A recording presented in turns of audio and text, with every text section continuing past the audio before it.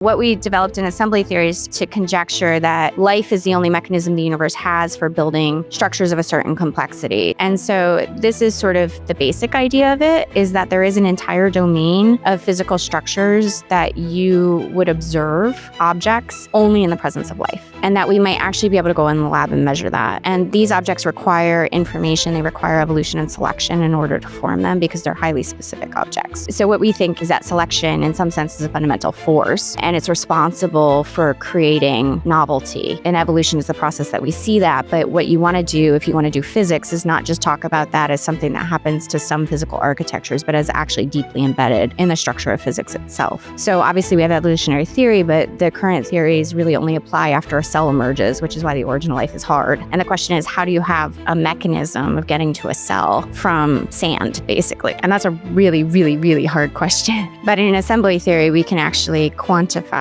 the transition point.